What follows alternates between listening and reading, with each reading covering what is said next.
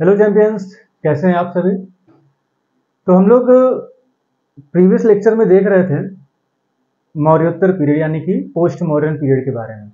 आज हम लोग देखेंगे गुप्ता पीरियड यानी कि गुप्त काल, जिसमें आपके चंद्रगुप्त विक्रमादित्य वगैरह आपने बहुत नाम सुना होगा, विक्रम संवत सुना होगा। ये सारी चीज़ों को हम आज पढ़ने वाले हैं। लेकिन उससे पहले एक चीज़ आपको ध्यान रखनी होगी कि जो हमने लास्ट लेक्चर मौर्योत्तर पीरियड का यानी कि जो पोस्ट मॉडर्न पीरियड उसका आप लोगों को दिया, उसमें आखिरी के 5 मिनट में जहाँ पे कुछ हम मिसलीनियस फैक्ट्स बता रहे थे सातवाहन के, कुछ टेक्निकल ग्लिच की वजह से उस आखिरी के 5 मिनट में ना वॉइस सही नहीं गई है। तो हम उस 5 मिनट को एक बार फिर से यहाँ एक्सप्लेन कर दे रहे हैं। जो सातवाहन के बारे में हमने कुछ फैक्ट्स बताए थे, इन फैक्ट्स को आप एक बार समझ लीजिए, देन हम बढ़ते हैं गुप्ता पीरियड पे। ठीक है, तो आइए हम शुरुआत करते हैं। तो सातवाहन में हम देख रहे थे जो फैक्ट हमारे बचे हुए थे, जो हमने लास्ट लेक्चर में पढ़ाया, बट क्या हुआ कि वो कुछ टेक्निकल इश्यूज हुए जिसकी वजह से वो कवर अप नहीं हो पाया है। ठीक है, तो हम अभी पहले देखेंगे क्या, सातवाहन सातवाहन डायनेस्टी यानी कि सातवाहन वंश। ठीक है, तो इसमें सबसे पहले आपको ये जानना जरूरी है कि इनकी जो ऑफिशियल लैंग्वेज है क्या है, ऑफिशियल लैंग्वेज यानी कि राजकीय भाषा। तो इनकी राजकीय भाषा या ऑफिशियल लैंग्वेज क्या थी, प्राकृत थी। क्या थी, प्राकृत।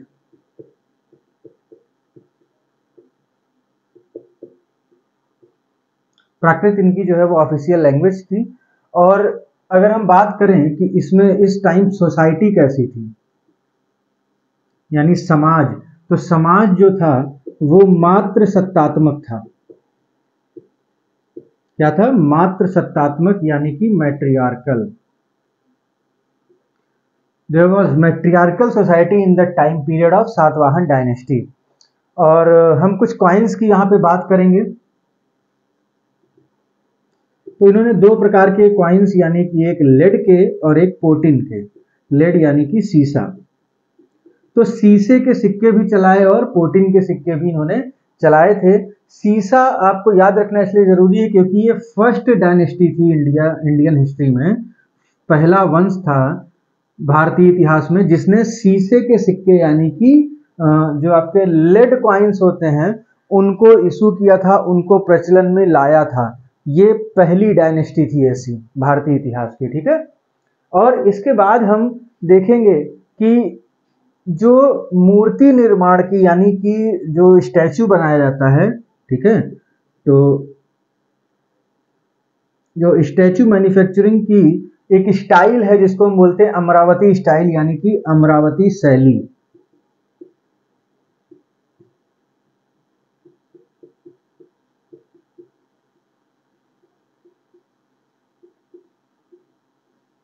जो मूर्तियों की अमरावती स्टाइल है वो सातवाहन डायनेस्टी के टाइम पीरियड में ही उत्पन्न होती है, उसी पीरियड में उसका वो मतलब आती है एग्जिस्टेंस में। तो अमरावती शैली किस काल में आएगी, तो ये आपकी आएगी सातवाहन काल में। ठीक है, जो आपकी अमरावती स्टाइल ऑफ स्टैचू है वो कब फॉर्म होती है, वो होती है सातवाहन डायनेस्टी के टाइम में।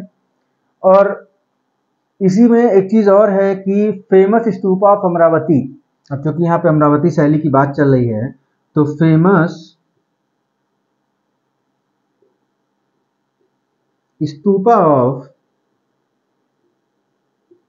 अमरावती, ये भी आपका सातवाहन पीरियड के टाइम में ही बना था, सातवाहन पीरियड में ही बना था। ठीक है, सातवाहन डायनेस्टी का जो टाइम है उसी काल में, सातवाहन काल में ही आपका अमरावती का प्रसिद्ध स्तूप बना था। इस स्तूप की सबसे खास बात क्या थी, ये जो स्तूपा है स्तूपा ऑफ अमरावती, इसका मेन फीचर अगर हम देखें तो इसका मेन फीचर ये था कि ये संगमरमर का बना हुआ था यानी कि व्हाइट मार्बल, सफेद संगमरमर।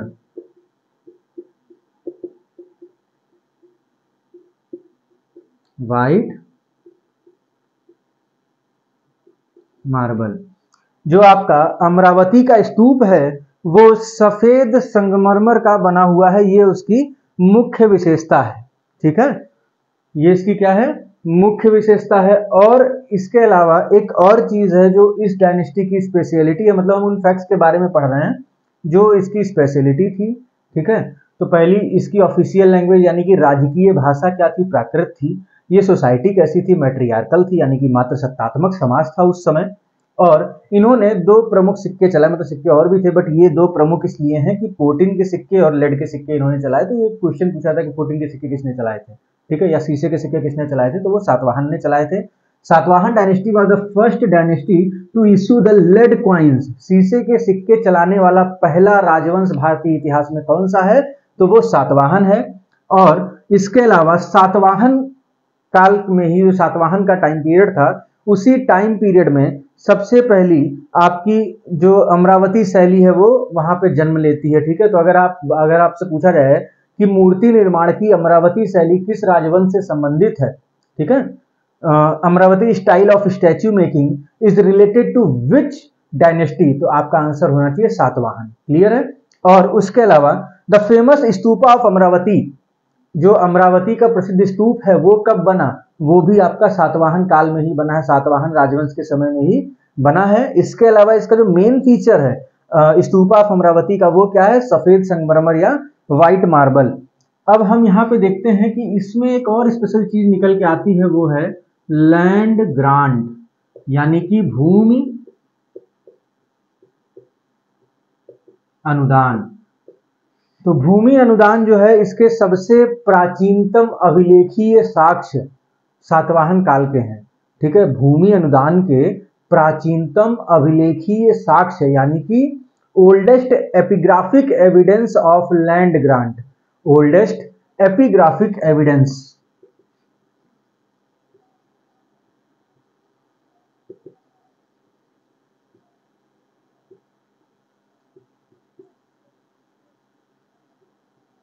ओल्डेस्ट एपिग्राफिक एविडेंस कहाँ के हैं? सातवाहन काल के हैं। मतलब कि भूमि अनुदान का पहला या प्राचीनतम जो अभिलेखीय साक्ष्य आपको देखने को मिलेगा वो आपको सातवाहन काल का ही मिलेगा, ठीक है। तो इसके साथ जो हमारा वो पोस्ट मॉडर्न पीरियड का लेक्चर था वो कंप्लीट हो जाएगा। ये हमने एक्स्ट्रा आपको यहाँ पे गुप्ता पीरियड में इसलिए बताया क्योंकि जो पोस्ट मॉडर्न का लेक्चर था उसमें कई लोगों की कंप्लेंट आई। देन मैंने चेक किया तो पता चला कि जो आखिरी के 5 मिनट थे उसमें वॉइस थोड़ी सी किसी ग्लिच की वजह से चली गई थी, ठीक है। कुछ माइक का इशू हुआ होगा या जो भी है मैं उसको समझ नहीं पाया, तो उस वजह से ये मुझे आपको रिपीट में मैंने बता दिया है। आप लोगों का मिस नहीं होना चाहिए, मेरी प्रायोरिटी सिर्फ इतनी ही रहती है, ठीक है। तो इसको फटक से जो है स्क्रीनशॉट ले लीजिए या नोट डाउन कर लीजिए, देन हम आगे बढ़ते हैं। क्लियर है ये चीज?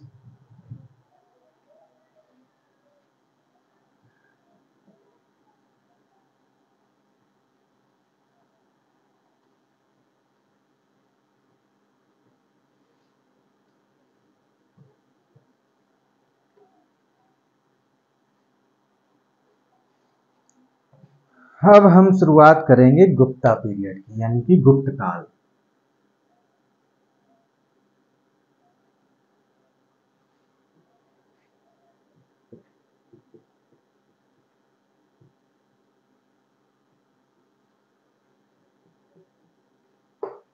गुप्ता पीरियड, तो आइए फटाफट से शुरुआत करते हैं इसकी। तो जो आपका गुप्ता पीरियड है उसके फाउंडर कौन है? सबसे पहले तो आपके दिमाग में ये आना चाहिए, ठीक है। तो मौर्य आपने पढ़ लिया, ठीक है। मौर्य के बाद आपने मौर्योत्तर में कई सारे आपने सातवाहन देखा, आपने सीथियन देखा, ठीक है, आपने कुषाण देखे, ऐसे कई सारे आपने डायनेस्टीज पढ़ी। वो सब आपके मौर्योत्तर यानी कि पोस्ट मॉडर्न में आ जाएंगे। इसके बाद हमारा अगला स्टेप होता है हिस्ट्री में गुप्त पीरियड यानी कि गुप्त काल, ठीक है, गुप्ता पीरियड। तो इसके अगर हम फाउंडर की बात करें तो फाउंडर हैं इसके श्री गुप्त। कौन है? श्री गुप्त। तो सबसे पहला question, who was the founder of Gupta period? तो the answer will be Shri गुप्त।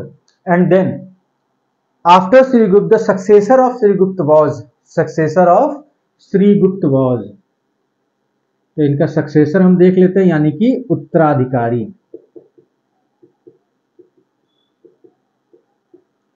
तो इनके सक्सेसर कौन है? इनके सक्सेसर हैं घटोत्कच गुप्त।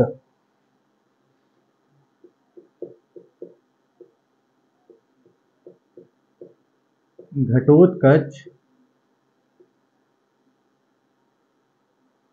गुप्त।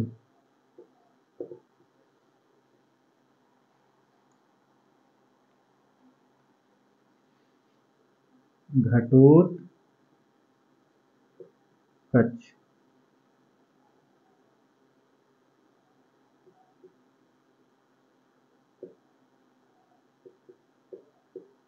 Ghatotkacha Gupta was the successor of Srigupta. अब हम इसके बाद देखेंगे सबसे पहले चंद्रगुप्त प्रथम। इसके बाद हम क्या देखेंगे? चंद्रगुप्त प्रथम। इसको हम रफ कर देते हैं जिससे कि कोशिश करें कि ज्यादा से ज्यादा हमको चंद्रगुप्त का एक ही स्लाइड में देखने को मिले। तो आपने नोट कर लिया श्रीगुप्त, श्रीगुप्त के बाद में घटोत्कच गुप्त। इसके बाद हम देखेंगे आपके आते हैं चंद्रगुप्त फर्स्ट, चंद्रगुप्त प्रथम।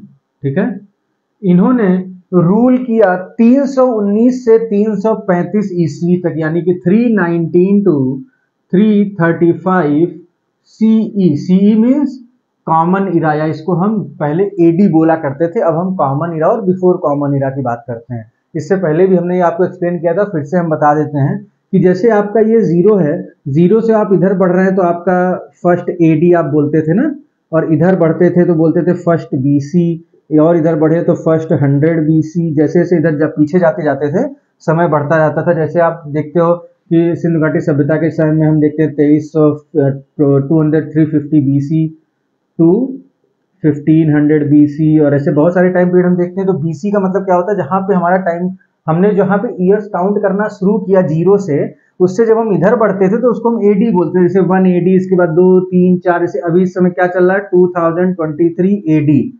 ठीक है, जब हम इधर बढ़ते जाते हैं और इधर बढ़ते जाते हैं तो बीसी होता है। बट आगे चल के अभी बहुत सारे इस पे बातें हुई और एक हम लोग डिसीजन पे पहुंचे कि इसको हम बोलेंगे कॉमन इरा। जो ये जीरो के आगे अभी चल रहा है ये क्या हो जाएगा? कॉमन इरा। ठीक है, इसको हम शॉर्ट में बोलते हैं सीई। तो अब एडी की जगह क्या यूज होने लगा है? सीई। तो ये कॉमन इरा हो गई जो अभी चल रही 2023 क्या है? कॉमन इरा है 2023 सीई है, जिसको हिंदी में बोलते हैं ईस्वी। ठीक है, और इसको क्या बोलते हैं? ईसा पूर्व। तो इसको हम बोलेंगे कॉमन इरा, और इसको क्या बोलेंगे? अब ये बीसी की जगह क्या हो गया? बीसीई, मतलब बिफोर कॉमन इरा। ठीक है, तो ये क्या हो गया? B for before, C for common, E for era. Before common era और कॉमन इरा। तो अब ये आपको याद रखना है, अगर हम कहीं पे सीई लिख रहे हैं इसका मतलब क्या होगा हिंदी में? ईस्वी। ठीक है, ईस्वी जो हम लोग लिखते थे वो ये है। ठीक है, इसी को हम पहले एडी बोलते थे। ये चीज क्लियर है?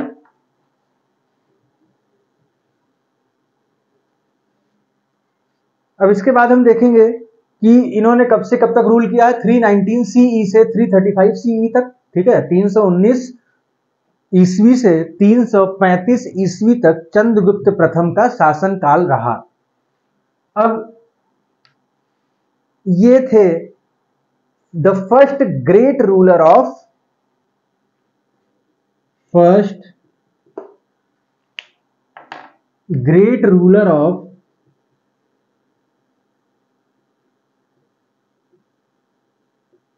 गुप्ता पीरियड। ठीक है, मतलब जो श्रीगुप्त हैं या घटोत्कच हैं, इनको लेके कोई बहुत ज्यादा हिस्टोरिकल ऐसा इवेंट नहीं है, कोई ऐसी हिस्टोरिकल एक्टिविटी नहीं है जो आपके लिए बहुत ज्यादा इंपॉर्टेंट हो। पहली जो आपको हिस्टोरिकल इवेंट देखने को मिलेंगे या जिनको हम बोले कि फर्स्ट ग्रेट रूलर, तो वो कौन है? तो वो आपके हैं चंद्रगुप्त प्रथम। ठीक है, और इनका टाइटल था महाराजाधिराज। इन्होंने टाइटल यानी कि उपाधि जो ग्रहण की थी वो क्या थी? महाराजाधिराज।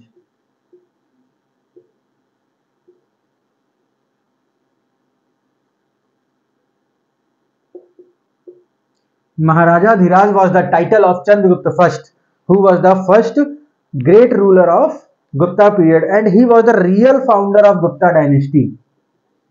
Real founder of Gupta dynasty. यहां मैंने जीडी लिख दिया शॉर्ट में, गुप्ता डायनेस्टी। तो गुप्त काल के वास्तविक संस्थापक कौन कहे जाते हैं? चंद्रगुप्त प्रथम। क्यों कहा जाता है? Because he was the first independent sovereign ruler of Gupta dynasty. First independent sovereign ruler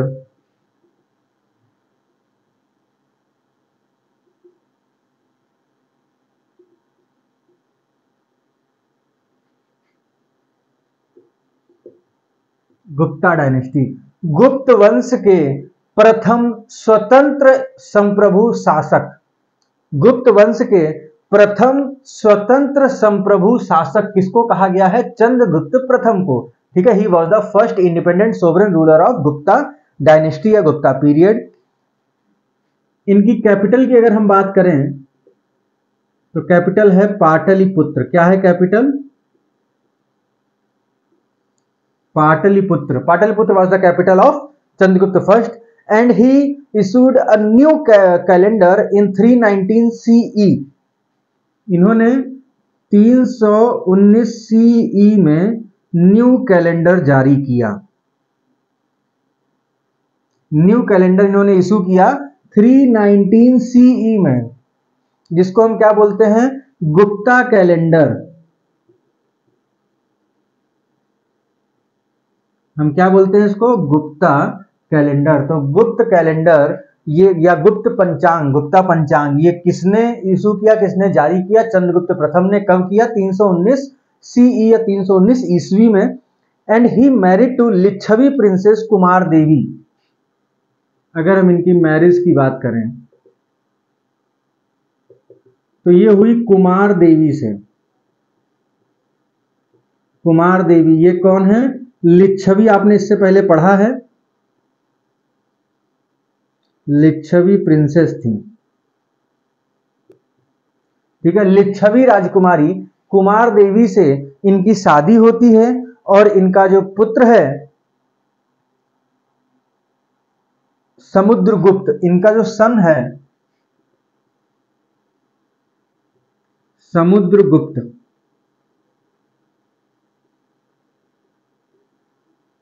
जो कि चंद्रगुप्त फर्स्ट के बाद में अगला शासक बनेगा। समुद्रगुप्त क्या होगा? चंद्रगुप्त प्रथम के बाद में शासक बनेगा गुप्ता पीरियड का, या सक्सेसर जो है वो उत्तराधिकारी है चंद्रगुप्त प्रथम का समुद्रगुप्त, जो कि बेटा है चंद्रगुप्त प्रथम। और कुमार देवी का ये अपने सिक्कों पे, इसके जो कॉइन्स हैं अभी आप आगे पढ़ेंगे इसको, इसने अपने सिक्कों पर एक खुद को कहा है इसने लिच्छव्यः दैहित्र।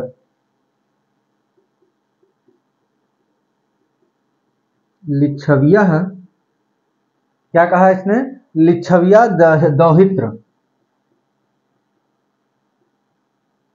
वो ऐसा बोल के ना गर्व की अनुभूति करता था, उसके लिए प्राउड था अपने आप को लिच्छव्या दौहित्र बोलने का। यानी कि इसको आप ऐसे लिख लीजिएगा, लिच्छव्यः दौहित्र। तो यहां से सीधा सीधा क्वेश्चन बन के आएगा कि लिच्छव्या दौहित्र किसने अपने आप को, या मतलब किस शासक ने अपने आप को लिच्छव्या दौहित्र कहा? तो किसने कहा है लिच्छव्या दौहित्र अपने आप को? तो ये कहा है आपके समुद्रगुप्त ने, जो कि आपके अगले रूलर बनेंगे, मतलब यानी चंद्रगुप्त प्रथम के बाद जो अगले शासक होंगे वो होंगे आपके समुद्रगुप्त। ठीक है,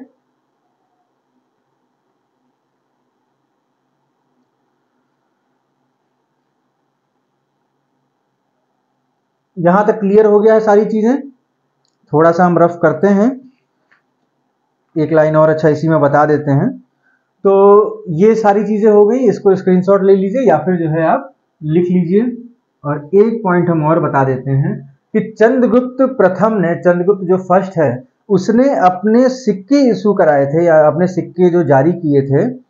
ठीक है, तो उसने क्या किया था? उसने अपनी लिच्छवी क्वीन के साथ, मतलब उसके नाम पे वो सिक्के जारी किए थे। ठीक, यानी वो चंद्रगुप्त प्रथम और लिच्छवी प्रिंसेस कुमार देवी, ठीक है, इन दोनों के ज्वाइंट नेम में, ज्वाइंट नाम से उसने क्या किया था? संयुक्त नाम से सिक्के जारी किए थे।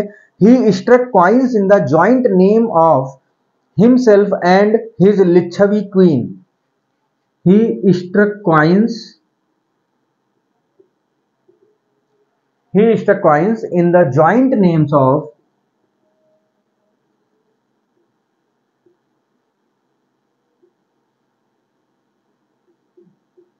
एक तो हो गया हिमसेल्फ, मतलब उसका अपना खुद का नाम, ठीक है, हिमसेल्फ, और प्लस अगर हम बात करें तो हिमसेल्फ एंड उसकी लिच्छवी क्वीन, जो उसकी लिच्छवी रानी थी।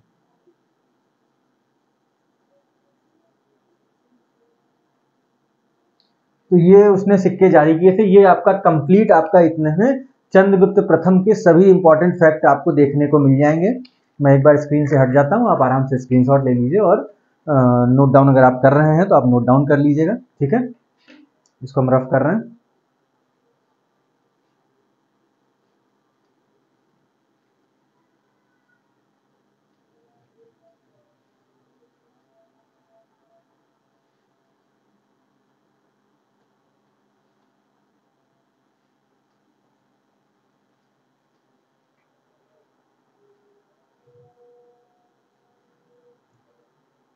इसके बाद हम देखेंगे successor of Chandragupta first is Samudragupta.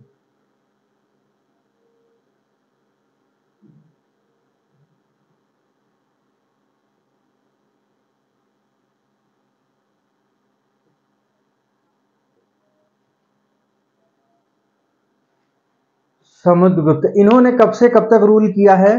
तो इन्होंने रूल किया है 335 सीई से 335 सीई से 375 सीई।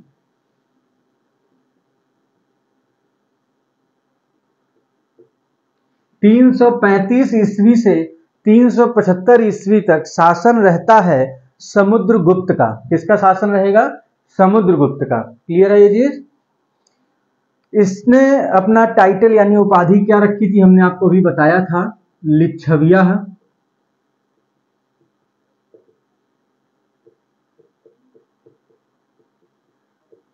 दौहित्र, लिच्छविया दौहित्र was the title of Samudragupta. हमने इससे पहले आपको अभी बता रखा है। He was a imperialist ruler.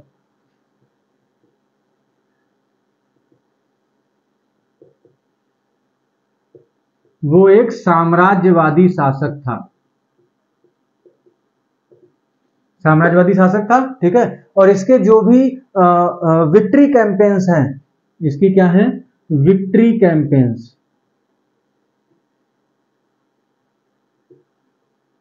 यानी कि विजय अभियान, ये आपको देखने को मिलते हैं। कहां पे डिस्क्राइब है, कहां पे लिखे हुए हैं? तो वो देखने को मिलेंगे प्रयाग प्रशस्ति में। किसमें देखने को मिलते हैं? प्रयाग प्रशस्ति। प्रयाग प्रशस्ति में समुद्रगुप्त के विजय अभियानों का उल्लेख मिलता है। विंसेंट आर्थर स्मिथ एक हिस्टोरियन हैं, विंसेंट आर्थर स्मिथ, इन्होंने समुद्रगुप्त को कहा नेपोलियन ऑफ इंडिया। क्या कहा? नेपोलियन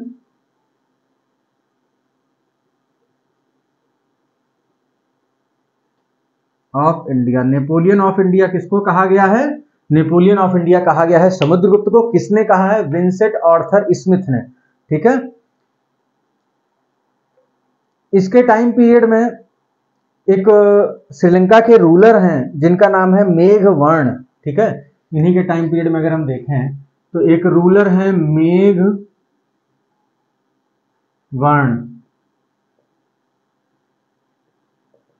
ये कौन है? Ruler of Sri Lanka. श्रीलंका के राजा हैं मेघवर्ण। उन्होंने कुछ गिफ्ट्स भेजे थे समुद्रगुप्त को। उन्होंने क्या किया था? कुछ गिफ्ट्स भेजे थे, कुछ उपहार भेजे थे समुद्रगुप्त को। Sent gifts to Samudragupta and requested to build math in गया। एंड रिक्वेस्ट, किस चीज की अनुमति मांगी थी? क्या रिक्वेस्ट की थी? रिक्वेस्ट टू बिल्ड अ मठ। मठ जानते हैं ना, मठ। तो मठ बनाने की अनुमति मांगी थी। कहां पे? इन गया। तो गया में मठ बनाने की अनुमति मांगी श्रीलंका के राजा मेघवर्ण ने। किससे मांगी? तो समुद्रगुप्त से मांगी। क्लियर है यहां तक? कोई डाउट अगर होगा तो आप लोग कमेंट बॉक्स में बताइएगा। और पर्सनल इंटरेक्शन वगैरह के लिए अगर आपको कोई क्वेरी है तो आप के पास कई सारे ऑप्शंस हैं। आप मेंबरशिप में भी जाके फीचर्स को देख सकते हैं, मेंबरशिप भी हमारी ले सकते हैं, और आप जनरली ऐसे भी आप हमसे बात कर सकते हैं, वो आपके ऊपर है। और इसके बारे में एक चीज जान लीजिए कि he was not only a ruler but also a poet, a musician, a pattern of knowledge. मतलब वो सिर्फ एक राजा ही नहीं वरन वो एक कवि, एक संगीतज्ञ और विद्या का संरक्षक भी था। ही वॉज ऑल्सो पोएट यानी कि कवि, म्यूजिशियन यानी कि संगीतज्ञ, एंड पैटर्न ऑफ नॉलेज।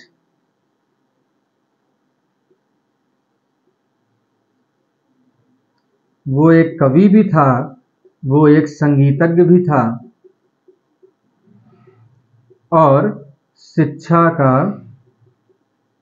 संरक्षक भी था, या विद्या, शिक्षा या विद्या का संरक्षक भी था। क्लियर है ये चीज?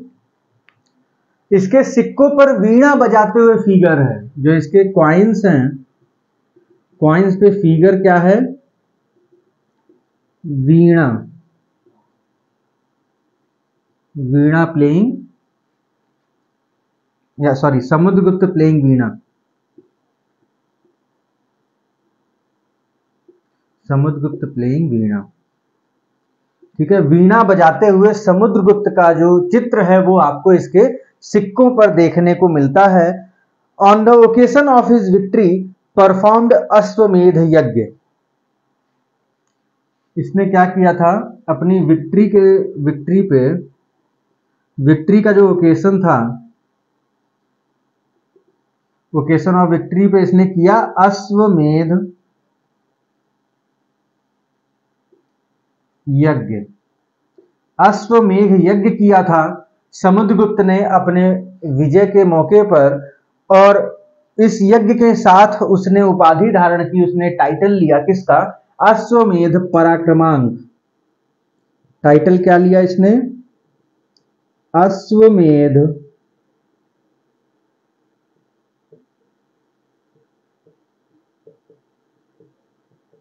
पराक्रमांक।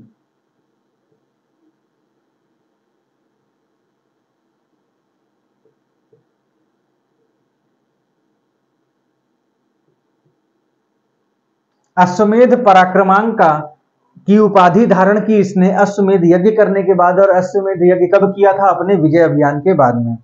ठीक है, इसके कुछ और एक और टाइटल है, तो देखिए आपको टाइटल इसके देखने को मिले होंगे। एक तो हो गया लिच्छविया दौहित्र, ठीक है। एक आपको टाइटल देखने को मिला अश्वमेध पराक्रमांक। एक और टाइटल है इसका, ठीक है, इसका एक और टाइटल है, वो है कविराज। क्या है? कविराज। क्लियर है? कविराज या किंग ऑफ पोएट भी आप लिख सकते हैं, बट कविराज एग्जैक्ट वर्ड जो यूज किया गया है उसके शासनकाल में और भी राइटिंग्स में। ठीक है, कविराज। क्लियर है ये चीज? यहाँ पे कोई डाउट आप लोगों को नहीं होना चाहिए। और इसकी एक बुक है कृष्ण चरितम, ये भी याद रखिएगा। इसकी एक बुक है कृष्ण चरितम।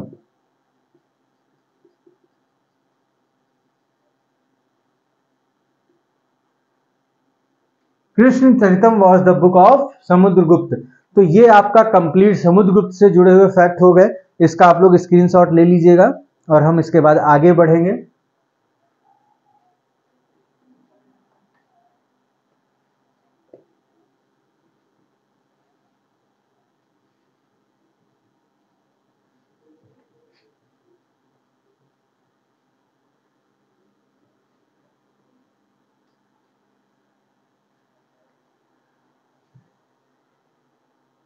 तो समुद्रगुप्त के बाद हम देखेंगे रामगुप्त।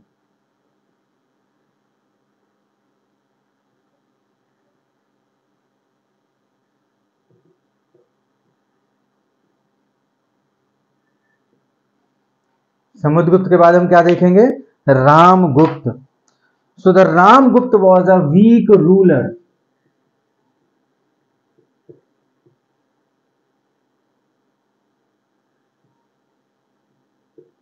वो एक कमजोर शासक था।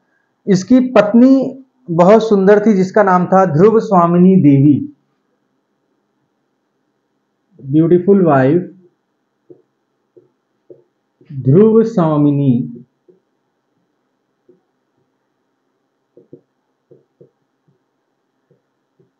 देवी।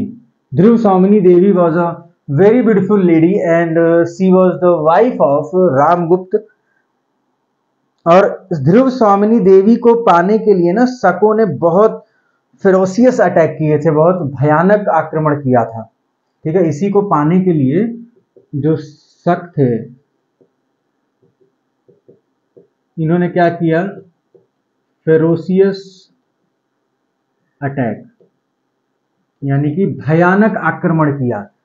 शकों ने ध्रुव स्वामिनी देवी को पाने के लिए भयानक आक्रमण किए, फेरोसियस अटैक्स किए।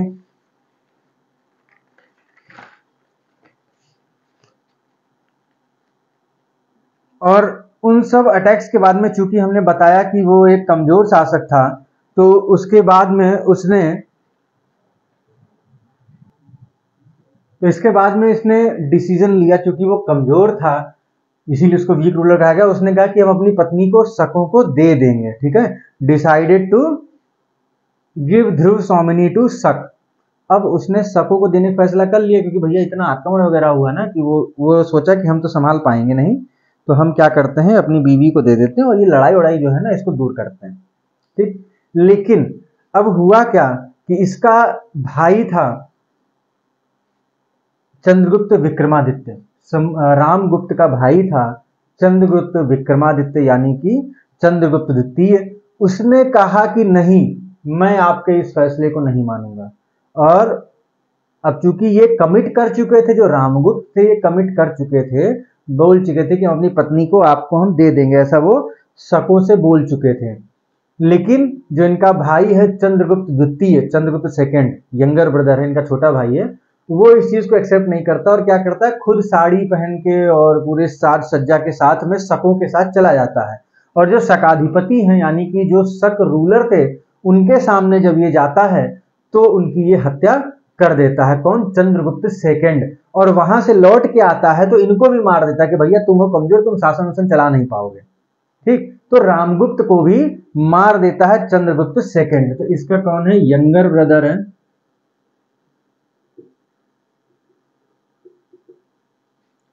चंद्रगुप्त सेकंड। तो वो ध्रुव स्वामिनी को जो देने का फैसला लिया था रामगुप्त ने कि वो शकों को, यानी जो ये शक हैं, शक राजा हैं, उनको ध्रुव स्वामिनी को दे देंगे, ये डिसीजन लेने के बाद में चंद्रगुप्त सेकंड ने डिनाई कर दिया और खुद अपनी भाभी की जगह वो खुद चला गया। ठीक है, और उसके बाद उसने क्या किया? उसने जो शक रूलर थे, जो शकाधिपति थे, उनकी हत्या कर दी और उसके बाद लौट के आया तो उसने रामगुप्त की भी हत्या कर दी। ठीक है, किल्ड शक रूलर एंड रामगुप्त। रामगुप्त शक रूलर की हत्या कर दी और खुद क्या हुआ? गद्दी पर बैठ गया। अच्छा, ये जो पूरी स्टोरी है ध्रुव स्वामिनी को लेके जो कॉन्फ्लिक्ट हुआ और कैसे इसने शक रूलर यानी शकाधिपति को मारा और कैसे रामगुप्त को मारा, ये पूरी स्टोरी एक राइटिंग में, एक बुक में मेंशन है। और वो बुक कौन सी है? वो बुक है देवी चंद्रगुप्तम। ठीक है, mentioned in Devi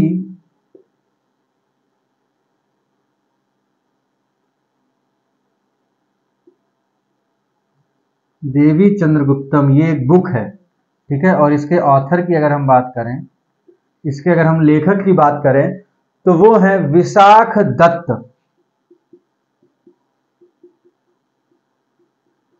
Vishakh Datta was the author of Devi Chandraguptam. Devi Chandraguptam पुस्तक के रचयिता कौन है?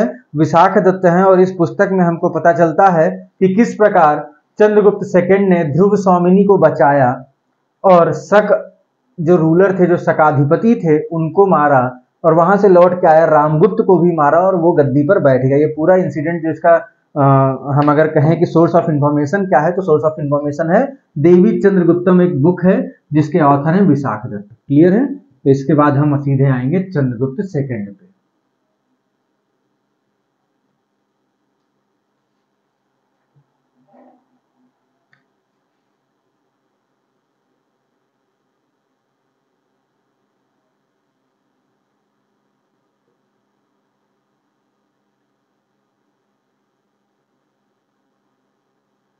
चंद्रगुप्त सेकंड, इनका टाइटल था विक्रमादित्य। इन्हीं को हम बोलते हैं चंद्रगुप्त विक्रमादित्य।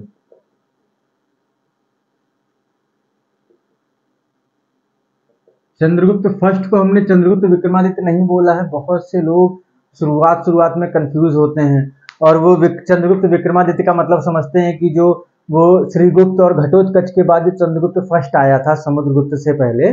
तो भाई अभी तक आपने क्या देखा? सबसे पहले श्रीगुप्त है, श्रीगुप्त के बाद में घटोत्कच, उसके बाद में आपके आते हैं चंद्रगुप्त फर्स्ट, उसके बाद आते हैं समुद्रगुप्त, उसके बाद आपके आ रहे हैं रामगुप्त। यहाँ तक आपने देखा है सारी चीजें।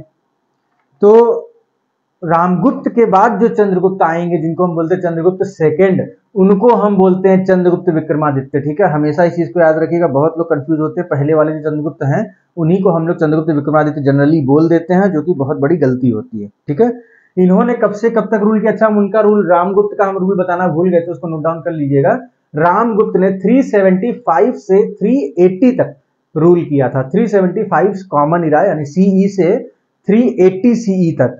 और चंद्रगुप्त सेकंड ने रूल किया 380 टू 414 सीई।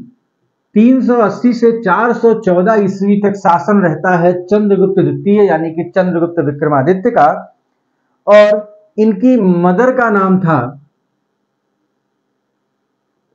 इनकी मदर का नाम क्या था? Datta Devi. Datta Devi was the mother of Chandragupta second. And इनके फादर की अगर हम बात करें तो होता क्या, जनरली हम लोग देखते हैं कि एक रूलर है, उसके बाद उसका बेटा आया, तो हम लोग क्या कहते हैं कि अच्छा ये रामगुप्त के बाद आए हैं चंद्रगुप्त सेकंड, तो चंद्रगुप्त सेकंड तो रामगुप्त के बेटे हुए। बट ऐसा नहीं, अभी हमने आपको रामगुप्त में बताया था कि रामगुप्त के छोटे भाई चंद्रगुप्त सेकंड ने रामगुप्त और शक शासक की हत्या की थी। दैट मीन्स कि ये रामगुप्त के भाई थे। ठीक है, ये बेटे किसके होंगे? ये बेटे होंगे समुद्रगुप्त के। क्लियर है ये चीज? इनकी मदर हैं दत्ता देवी, फादर हैं समुद्रगुप्त। ठीक है, इनका एक और नाम है, सेकंड नाम, उसको देख लीजिए, नोट कर लीजिएगा। ये सब बहुत इंपॉर्टेंट है, हम केवल आपको उतनी ही चीजें समझा रहे हैं जो एग्जाम पॉइंट ऑफ व्यू से आपके लिए बहुत इंपॉर्टेंट होंगी। तो इनका सेकंड नाम है देवराज या देवगुप्त। देवराज या देवगुप्त। ठीक है, देवराज या Devagupta was the second name of Chandragupta second.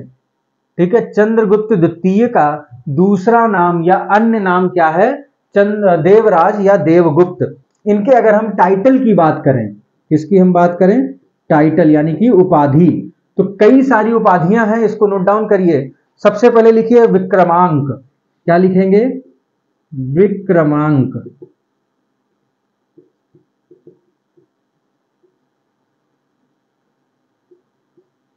दूसरी उपाधि, दूसरा टाइटल नोट करिए विक्रमादित्य, ये जो हमने यहां बताया था।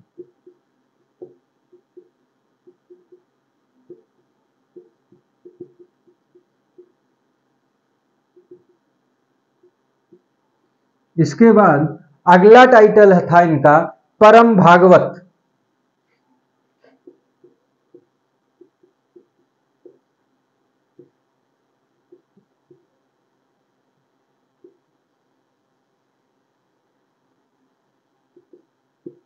परम Bhagavata, Parama Bhagavata was the another title of Chandragupta second. और यहां से आपको पता चल रहा होगा कि he was the follower of Vaishnavism, यानी कि वैष्णव धर्म का उपासक था। वो कौन था? वैष्णव धर्म का उपासक। He was the follower of Vaishnavism, वैष्णव धर्म का उपासक था। And he decisively defeated Shakas, उसने निर्णायक रूप से शकों को पराजित किया। ये लाइन आपको याद रखनी है। होता क्या है, जब हम लोग एग्जाम दे रहे होते हैं और कई बार स्टेटमेंट वाले जो क्वेश्चन आते हैं उसमें हम गलती कर बैठते हैं, ठीक है। तो ये गलती आपको नहीं करनी। स्टेटमेंट में क्या होता है कि आप लोग जनरली बहुत नॉर्मल फैक्ट पढ़ के जाते हो, कहते कह रहे हिस्ट्री है, हिस्ट्री में क्या ही पूछ लेंगे, कितना ही पूछ लेंगे। बट अभी क्या है ना, सीन पूरा बदल चुका है। हिस्ट्री से क्वेश्चंस भले कम हो, लेकिन वो इस तरीके के क्वेश्चन है कि वो हर कोई आंसर भी नहीं कर पा रहा है। क्यों? क्योंकि हम लोग ऊपर ऊपर से पढ़ना जानते हैं, हम लोग डीप में जाते नहीं।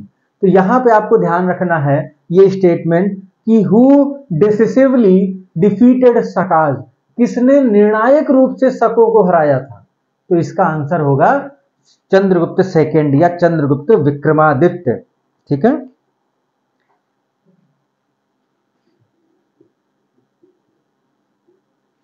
He decisively defeated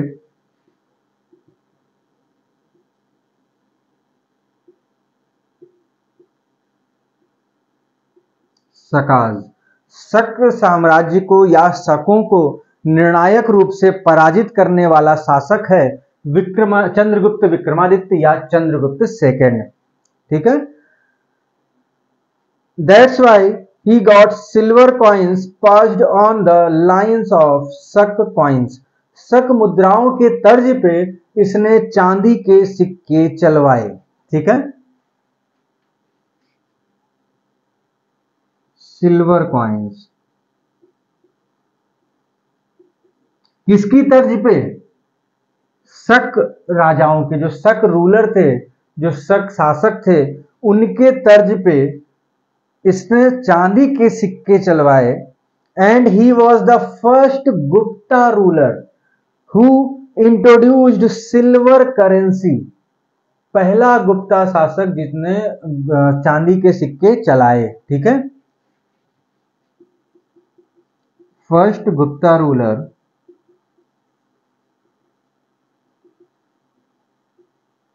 to introduce, चांदी के सिक्के चलाने वाला या चांदी के सिक्कों को प्रचलन में लाने वाला पहला गुप्ता शासक चंद्रगुप्त सेकंड या चंद्रगुप्त द्वितीय। Gupta empire was as at its zenith during his time, उसके शासन काल में जो गुप्त काल था, जो गुप्ता साम्राज्य था, वो अपने चरमोत्कर्ष पे था, ठीक है। तो ये भी देखिए स्टेटमेंट है कि चंद्रगुप्त सेकंड के टाइम पीरियड में गुप्ता जो एम्पायर है, जो गुप्त साम्राज्य है, वो अपने चरम पे था या चरमोत्कर्ष पे था, ठीक है, अपने जेनिथ पे था। तो ये सब स्टेटमेंट आपको याद रखने, छोटे छोटे स्टेटमेंट है जो आपका एक क्वेश्चन सही या गलत कर सकते हैं, ठीक है। ये चीज आपको याद रखनी। जैसे यहाँ पे ये डिसिसिवली डिफीटेड, डिफीट तो शक जो राजा तो वो हारे कई राजाओं से होंगे, लेकिन उनको निर्णायक रूप से हराने का जो श्रेय जाता है वो चंद्रगुप्त सेकंड को जाता है। क्लियर है ये चीज? इसकी जो सेकंड कैपिटल भी थी, ठीक है, चंद्रगुप्त सेकंड की हम बात करेंगे, सेकंड कैपिटल की दूसरी राजधानी, ठीक है। चंद्रगुप्त सेकंड की दूसरी राजधानी पहली कौन सी है भैया? वो अंडरस्टूड है कि इससे पहले हमने देखा कि आपकी थी वो पाटलिपुत्र, ठीक है। तो सेकंड कौन सी है? उज्जैनी।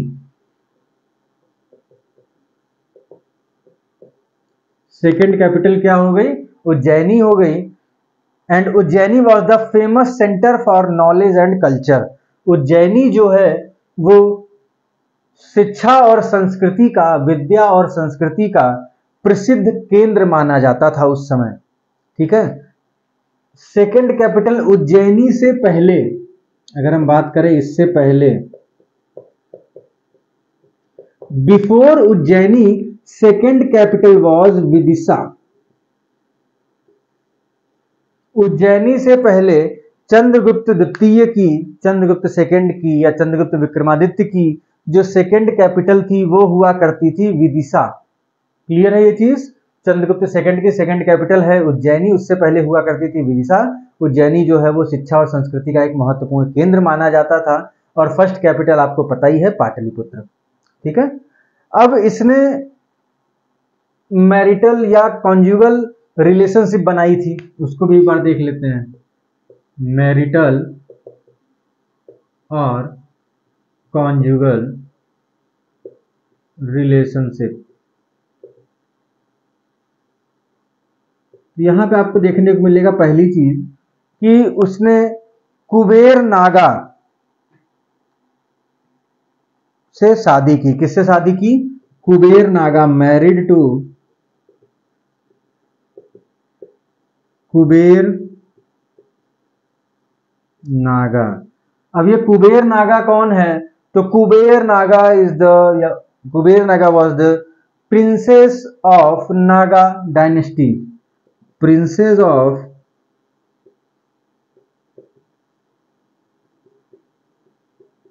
नागा डायनेस्टी। चंद्रगुप्त द्वितीय ने जो वैवाहिक संबंध बनाए अपने आंतरिक शांति के लिए, कि मतलब जो उसका क्षेत्र है वहां पे शांति रहे, तो उसके लिए उसने वैवाहिक संबंधों का भी प्रयोग किया। और उसमें आप देखेंगे कि उसने कुबेर नागा, जो कि राजकुमारी है नागा वंश की या नाग वंश की, उनसे शादी की। और इसके बाद इन दोनों की जो डॉटर होती है, ठीक है, daughter of Chandragupta second and Kuber Naga, जब इनसे शादी होती है तो उसके बाद इन लोगों को एक बेटी उत्पन्न होती है। और जो वो बेटी है उसका नाम है प्रभावती। क्या नाम है उसका? प्रभावती गुप्त।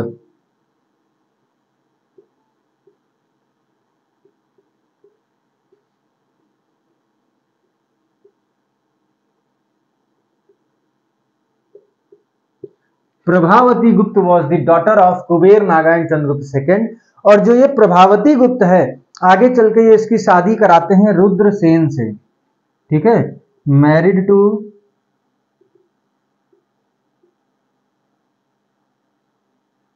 रुद्रसेन। रुद्रसेन कौन है? रुद्रसेन, तो रुद्रसेन है रूलर ऑफ वाकाटक। रुद्रसेन कौन है? Ruler of Vakataka. वाकाटक नरेश हैं, वाकाटक के राजा हैं रुद्रसेन। तो प्रभावती देवी की, प्रभावती गुप्त की शादी उनसे कराई जाती है आगे चल के। ठीक है, यहां तक नोट डाउन करिए। अभी इनके बारे में हमें और भी चीजें पढ़नी है जो बहुत ज्यादा इंपॉर्टेंट हैं। सबसे पहले तो हम देखेंगे नवरत्न। हम क्या देखेंगे यहाँ पे? सबसे पहले नवरत्न देखेंगे। तो पहले इसको आप लोग क्या करिए, नोट डाउन कर लीजिए या स्क्रीनशॉट ले लीजिए, लेना हो तो।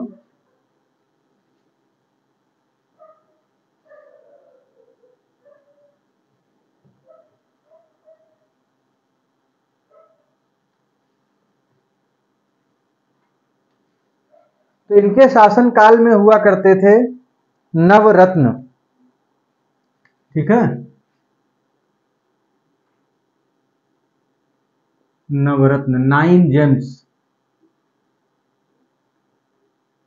इनको आप 9 जेम्स भी लिख सकते हो, बट एक्चुअली हिस्ट्री में क्या होता है कि जो टर्म्स होते हैं उनको आप लिपि चेंज कर सकते हो। मतलब यहाँ पे देखो, ये देवनागरी लिपि में लिखा है नवरत्न, या आपने इंग्लिश में लिख दिया नवरत्न, तो लिपि चेंज कर सकते हो, बट आपको वो शब्द हर जगह आपको इंग्लिश और हिंदी में अलग अलग देखने को नहीं मिलता, स्पेशली जो किसी का नाम ले रहे हो या ऐसी कोई चीज हो।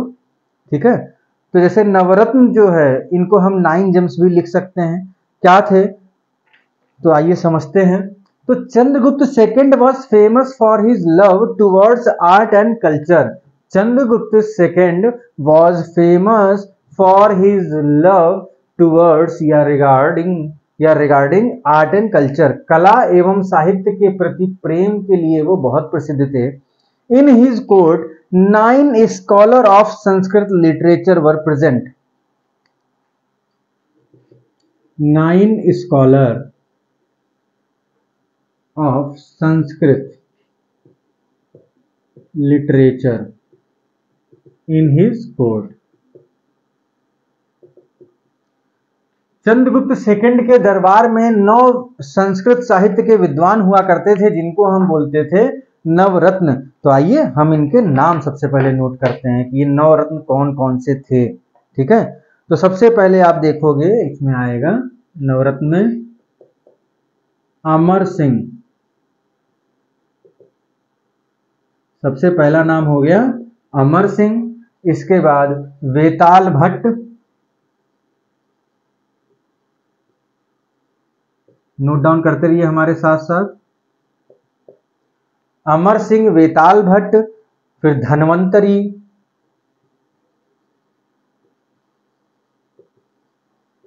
ये पेज ऐसे छोड़ के लिखिएगा क्योंकि अभी यहाँ पे हम इनके बारे में कुछ चीजें डिटेलिंग होगी यहाँ पे जो लिखेंगे। ठीक है, तो पेज के एक साइड पे ही लिखिएगा।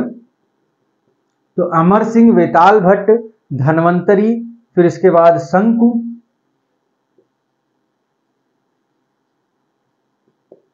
शंकु के बाद में आपका है घटकरपर,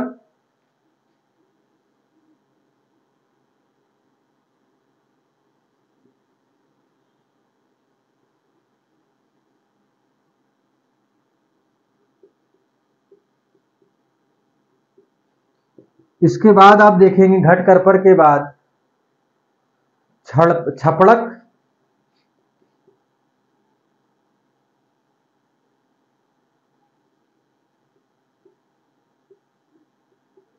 छपड़क, इसके बाद आप देखेंगे कालिदास,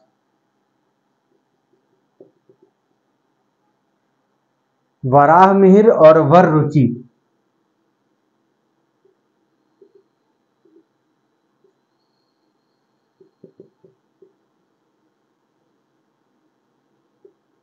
ये 9 आपके जो हैं वो हो गए नवरत्न। ठीक है, ये नवरत्नों के नाम हो गए। वर रुचि ये लास्ट है। ठीक है, तो आइए कुछ चीजें इनके बारे में भी हम देख लेते हैं। तो जैसे अमर सिंह हैं, इन्होंने एक ग्रंथ लिखा यानी treatise,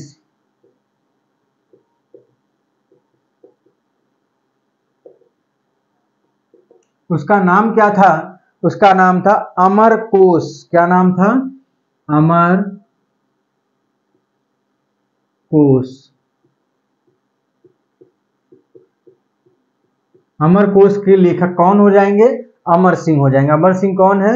he was a Sanskrit scholar in the court of Chandragupta second and counted in Navratna. ठीक है, नवरत्न में इसको गिना जाता था। इसके बाद हम देख लेते हैं धन्वंतरी के बारे में। तो धन्वंतरी क्या है? डॉक्टर है। धन्वंतरी क्या है? डॉक्टर है, चिकित्सक।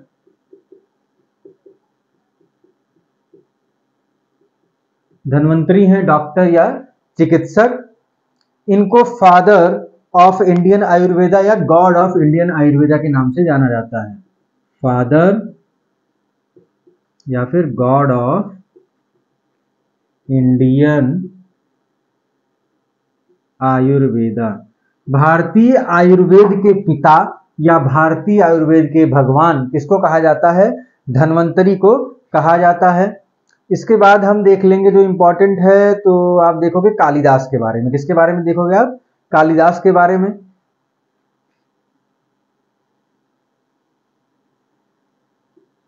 तो इनको सबसे पहले आप देखो कि इनको कहा जाता है शेक्सपियर ऑफ इंडिया।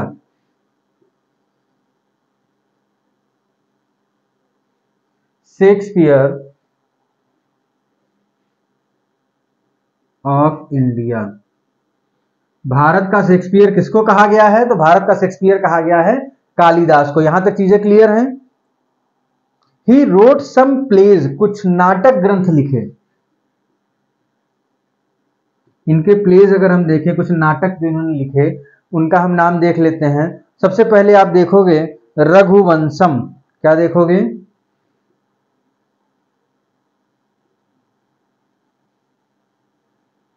रघुवंशम। इसके बाद ऋतु संहारम।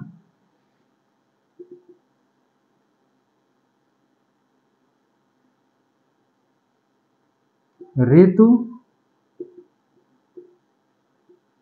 संहारम।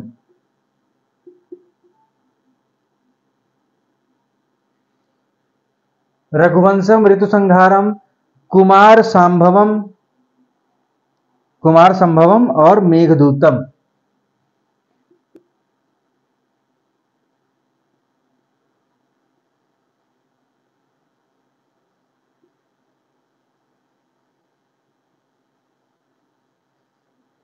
कुमार संभवम और मेघदूतम, तो ये चार आपको इनके नाटक देखने को मिलते हैं। ठीक है, ये इन्होंने प्लेज लिखे हैं। कौन कौन से हैं? रघुवंशम, ऋतुसंहारम, कुमार संभवम और मेघदूतम, ये चार प्लेज हो गए। सम अदर ट्रीटाइज, इनके कुछ और अन्य ग्रंथ हम देखते हैं।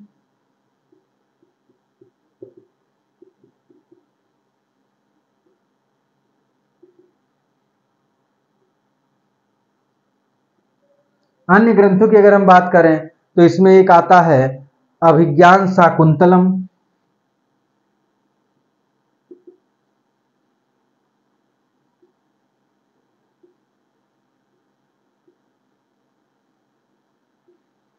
ठीक है, अभिज्ञान शाकुंतलम हो गया।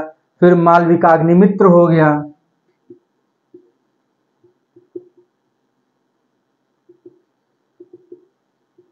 अभिज्ञान शाकुंतलम, मालविकाग्निमित्र और विक्रमोर्वशीयम।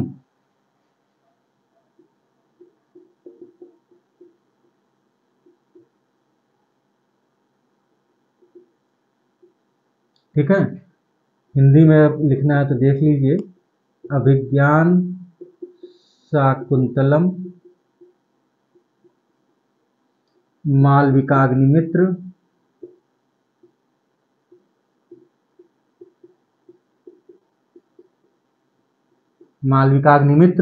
और विक्रमोर्वशीयम।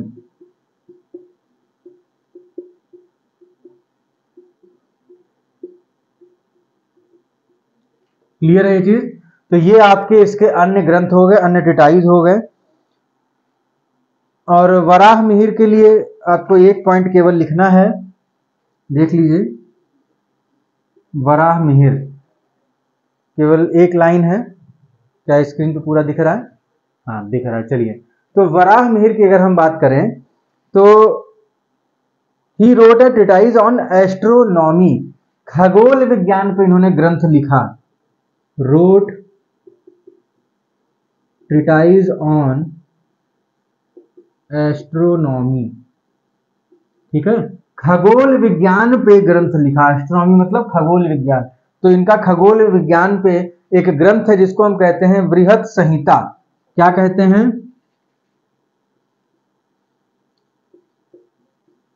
बृहत संहिता।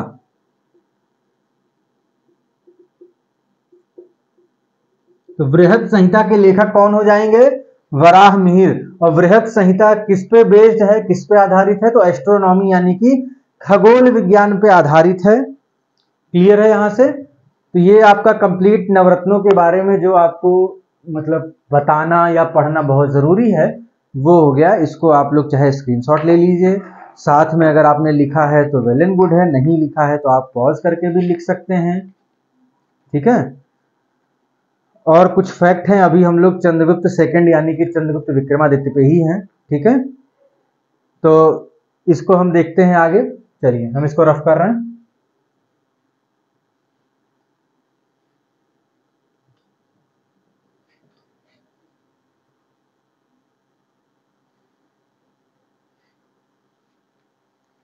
तो चंद्रगुप्त सेकंड, ठीक है, इसमें हम लोग आगे देखेंगे कि इसी के टाइम पे आया था फाहियान। कौन आया था? फाहियान। अब इसको हम लोग कई तरह से लिखते हैं। ठीक है, एक चाइनीज पिलग्रिम है, ठीक है, एक चीनी यात्री है।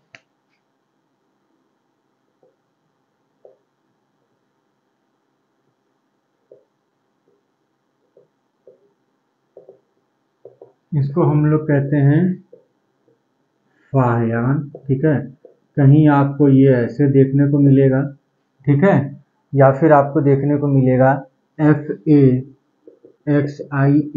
ठीक है, ये दोनों आपको फाहियान ही इसका मतलब होता है। ठीक है, इसका ओरिजिनल नेम की अगर हम बात करें, वास्तविक नाम, तो ये था कुड, क्या था? Could. Could was the real name of Fahien and his famous treatise was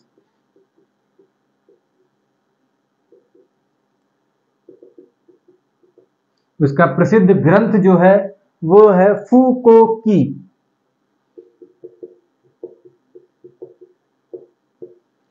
अब देखिए, सबसे पहला क्वेश्चन आता है कि फाहियान कितने वर्षों तक भारत में रहा। तो इसको आपको एक चीज क्लियर करनी होगी कि ये पूरे साउथ एशिया की यात्रा पे था, ठीक है। तो जो इसके बारे में आपको देखने को मिलता है कि 399 से 414 तक, तो ये मैक्स पीरियड है। क्यों? क्योंकि इतने टाइम में उसने यात्रा की। अब कितने समय उसमें भारत में रहा है, 1-2 साल उसको आने जाने में, और जैसे भारत से निकल के ऊपर तिब्बत वगैरह होते हुए जाना, और ऐसे बहुत सारी चीजें थी।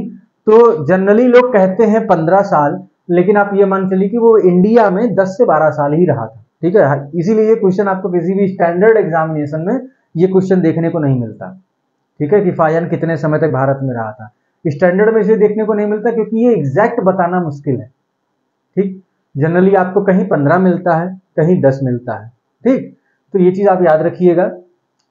और अगर कहा जाए विक्रमादित्य के एरिया में, तो इसके लिए भी कभी 6, कभी 7, कभी 10 मिलता है। तो आप इसको ना याद रखिए, केवल इतना समझिए कि वो 15 साल रहा, जो एक जनरली बात की जाती है, ठीक है। बाकी इसके ईयर को लेकर क्वेश्चन कहीं नहीं आने वाला है, किसी भी स्टैंडर्ड एग्जाम में इसके बारे में नहीं पूछने वाला, क्योंकि इसको एग्जैक्ट बताना मुश्किल है, ठीक है। तो जो ये यात्रा पे रहा ये 15 साल, उस 15 साल की यात्रा पर ही इसने ये ग्रंथ लिखा था, फूकोकी। क्या लिखा था? फूकोकी, ये इसका ग्रंथ था, ठीक है, फूकोकी। यहाँ पे 15 साल का उसने पूरा ब्यौरा लिखा है। एंड उसने बताया कि जो जनरल ट्रांजैक्शन होते हैं, मतलब छोटे मोटे लेन देन होते हैं, इसने बताया कि जो इंडियन पीपल हैं, जो भारतीय लोग हैं, वो जनरल ट्रांजैक्शन जब करते हैं, जब जनरल ट्रांजैक्शन यानी कि छोटे मोटे लेन देन करते हैं, तो वो करते हैं उसमें यूज कौड़ी। किसका प्रयोग करते हैं? कौड़ी का प्रयोग करते हैं, ठीक है। तो छोटे मोटे लेन देन के लिए हम भारतीय लोग क्या यूज किया करते थे? कौड़ी यूज किया करते थे। क्लियर है ये चीज? And he also visited the Rajprasad of Chandragupta second. तो ये चंद्रगुप्त सेकेंड का जो राजप्रासाद है, राजप्रासाद मतलब वही जो राजा का महल होता है, उसको भी इसने विजिट किया था, वहां भी ये गया था।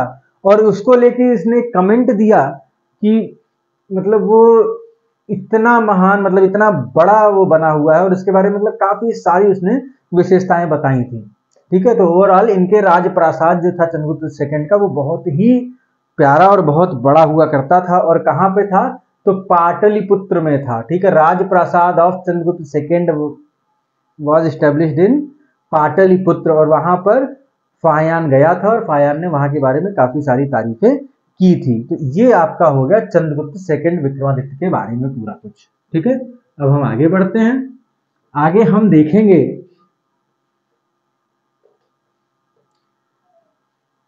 कुमारगुप्त फर्स्ट। क्या हम देखेंगे? कुमारगुप्त प्रथम।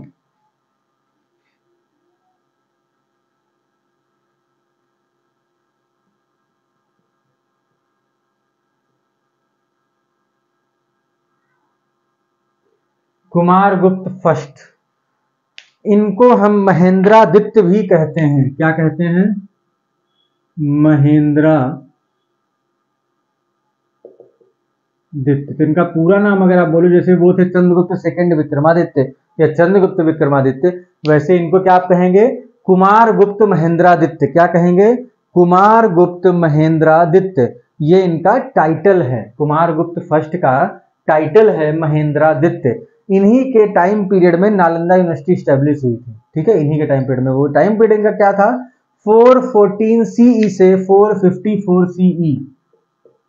414 से 454 सीई, 414 से 454 ईस्वी तक शासन काल रहा कुमारगुप्त प्रथम का। क्लियर है ये चीज?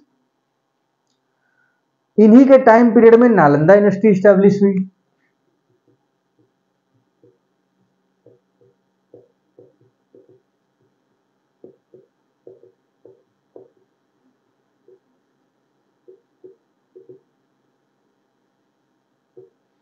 नालंदा विश्वविद्यालय किसके समय में स्थापित हुआ है? तो कुमार गुप्त महेंद्रादित्य के समय में स्थापित हुआ है। कहां पे? तो नियर पटना इन बिहार।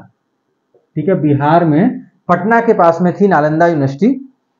और यहाँ पे स्पेशली महायान जो ब्रांच थी उसकी पढ़ाई की जाती थी। ठीक है, स्पेशली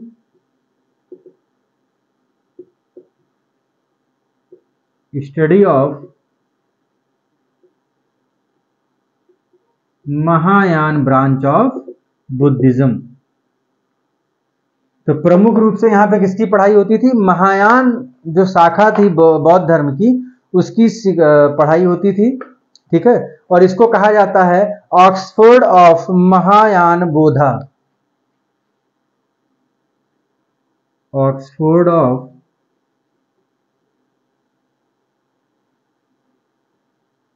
महायान बुद्ध। महायान बौद्ध की ऑक्सफोर्ड किसको कहा जाता है? नालंदा विश्वविद्यालय को। और यहाँ पे एक लाइब्रेरी थी। ठीक है, बहुत इंटरेस्टिंग चीज है, यहाँ पे एक लाइब्रेरी थी। ये इंटरेस्टिंग नहीं कि लाइब्रेरी थी, अरे भाई विश्वविद्यालय है, यूनिवर्सिटी तो लाइब्रेरी तो होगी। क्या इंटरेस्टिंग था कि वो लाइब्रेरी बहुत बड़ी थी। ठीक है, और वो 3 फ्लोर की थी। ठीक है, there was a library name Dharmaganj. Library का नाम क्या था?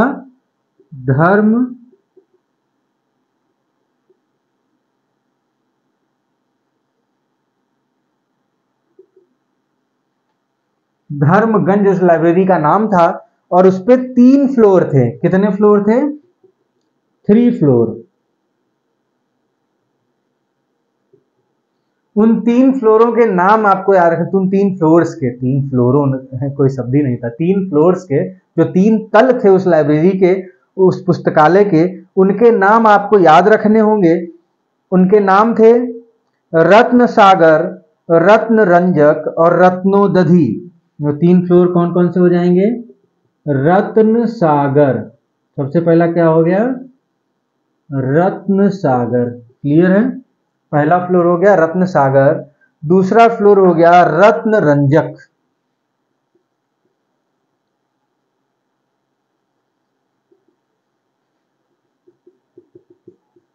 रत्न सागर, रत्न रंजक। और तीसरा फ्लोर था रत्नोदधि।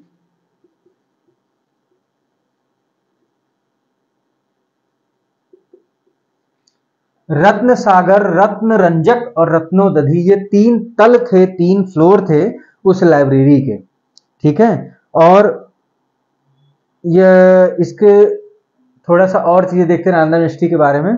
तो नालंदा यूनिवर्सिटी में ना ह्वेनसांग भी गया था। कौन गया था? ह्वेनसांग।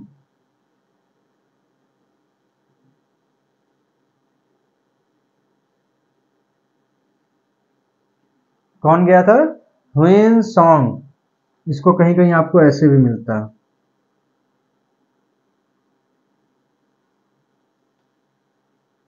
सेम ही है दोनों। ठीक है, ह्वेनसांग। चाइनीज में इसको एग्जैक्ट क्या बोलते हैं? जुएंगजांग। क्या बोलते हैं? जुएंगजांग। ठीक है, हम लोग क्या बोलते हैं? ह्वेनसांग। ठीक है, तो वो भी गया था नालंदा यूनिवर्सिटी। और जब वो नालंदा यूनिवर्सिटी गया, उस समय यहाँ का प्रिंसिपल कौन था? नालंदा यूनिवर्सिटी के प्रिंसिपल उस समय थे सीलभद्र। ये क्वेश्चन पूछा हुआ है, सीलभद्र। कौन थे principal? Shilabhadra. Shilabhadra was the principal at the time when Huensong visited Nalanda university. Clear है ये चीज? और इसको बख्तियार खिलजी ने डिमोलिश किया था।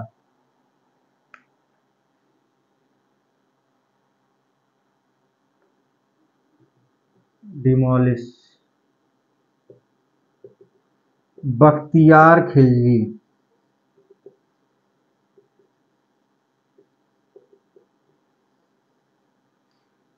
भारत जो विश्व गुरु कहा जाता था, भारत जो सबसे प्रमुख देश था सभी उस समय पूरे यूनिवर्स में, सारे पूरे वर्ल्ड में, वो आज कहीं कुछ देशों से, जैसे अमेरिका वगैरह, रसिया, कुछ ऐसे देश हैं जिनसे, सबसे नहीं लेकिन कुछ देश ऐसे हैं दो चार जिनसे भारत पिछड़ा हुआ है।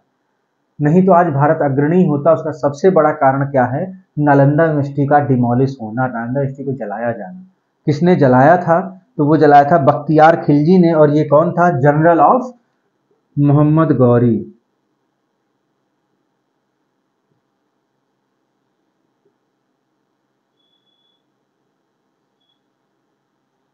जनरल ऑफ मोहम्मद गौरी, मोहम्मद गौरी का जनरल था बख्तियार खिलजी, जिसने नालंदा यूनिवर्सिटी को डिमोलिश किया। क्लियर है ये चीज?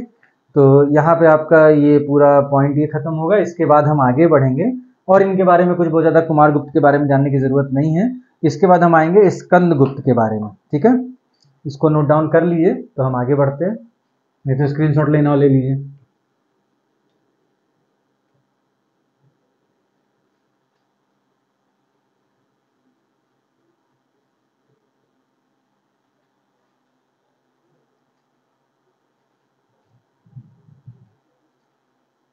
अब हम यहां पर देखेंगे स्कंद गुप्त विक्रमादित्य। क्या देखेंगे? स्कंद गुप्त विक्रमादित्य।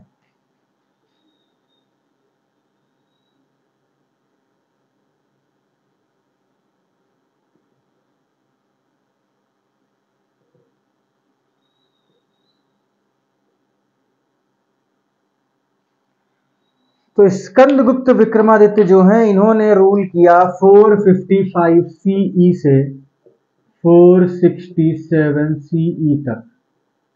455 से 467 ईस्वी तक शासन रहा स्कंद गुप्त विक्रमादित्य का।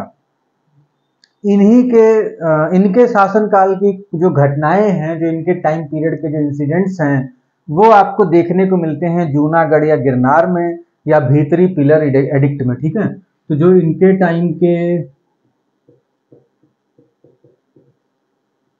इंसिडेंट्स होंगे वो कहां देखने को मिलेंगे? Described in incident of the time period of Skanda Gupta Vikramaditya, described in Junagadh और गिरनार इंस्क्रिप्शन। जूनागढ़ और गिरनार इंस्क्रिप्शन एंड भीतरी स्तंभ लेख, भीतरी पिलर एडिक्ट।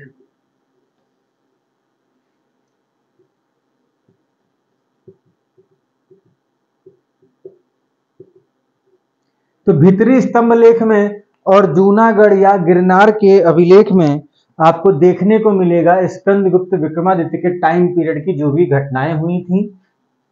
इन्हीं के टाइम पीरियड में बहुत फेमस अटैक होता है हूणों का। ठीक है, हुणाज अटैक।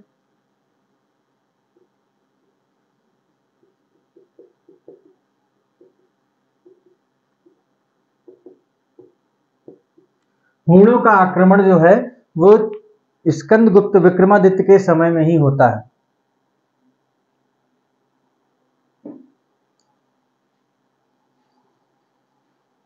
हूण कौन है? वो मिडिल एशिया की बार्बरस रेस है, यानी कि बर्बर जाति है। कहाँ की? मध्य एशिया के। अभी इनके बारे में भी हम इसी लेक्चर में आगे पढ़ने वाले हैं। एक दो लाइन स्कंदगुप्त के बारे में पढ़ के तब हम आगे चलते हैं। तो स्कंदगुप्त जो हैं, इन्होंने एम्बेसडर यानी कि दूत भेजा था in the court of Chinese ruler Song. ठीक है,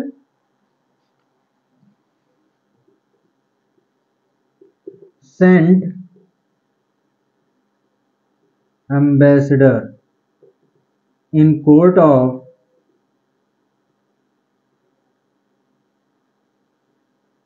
चाइनीज रूलर सांग। चीनी राजा सांग के दरबार में स्कंदगुप्त ने अपना एक दूत भेजा था। ठीक है, और इसके अलावा क्या है इनकी? देखिए, पहली कैपिटल तो पाटलिपुत्र हर जगह है। सेकंड कैपिटल इनकी क्या थी? इनकी सेकंड कैपिटल, दूसरी राजधानी अगर हम बात करें तो वो है अयोध्या। क्या है? अयोध्या।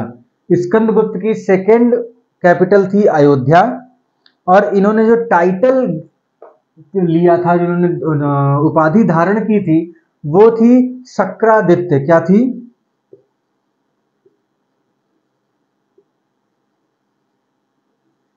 तो दो टाइटल हो गए, एक विक्रमादित्य और एक शक्रादित्य। क्लियर है ये चीज? अब यहाँ पे हम देखेंगे, जो भी आपके रूलर वगैरह के बारे में बातें थी वो हमने कंप्लीट कर ली हैं। अब हम देखते हैं हूण आक्रमण। अभी इनके हम सक्सेसर्स के बारे में बात करें, क्योंकि यहाँ तक तो आपने 467 तक का ही देखा है ना, इसके बाद भी कुछ छोटे छोटे रूलर्स कई सारे आएंगे। अभी उनके सक्सेसर्स की भी बात करेंगे। पहले हम ये हूणों का जो आक्रमण है इसको हम समझते हैं। हूण कौन है, कैसे आक्रमण हुआ, क्या चीजें थी, वो सबको हम समझते हैं थोड़ा सा।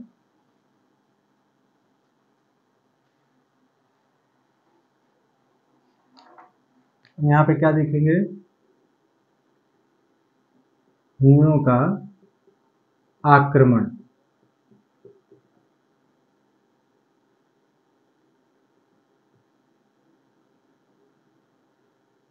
हूणाज अटैक। तो हूणाज वर ग्रुप ऑफ नोमैड वाइल्ड।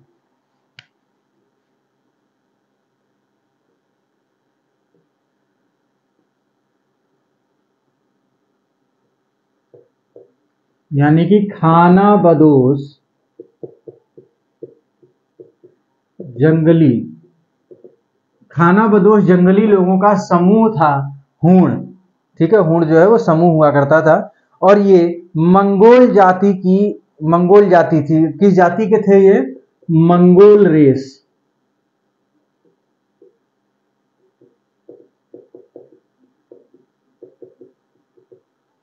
ये मंगोल जाति के थे, और ये किसकी ब्रांच थी? तो ये थी ब्रांच ऑफ सीथियन।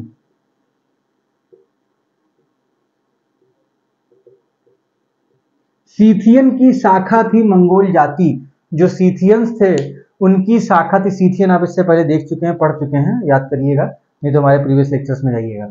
तो सीथियंस जो हैं, इनकी शाखा थी मंगोल जाति, जिसमें आते थे आपके ग्रुप ऑफ नोमैड वाइल्ड, यानी खानाबदोश जंगली एक समूह थे उन लोगों का, जिनको हम हूण कहते थे। ठीक है, दे वर रूड, बार्बरस एंड बार्बेरिक।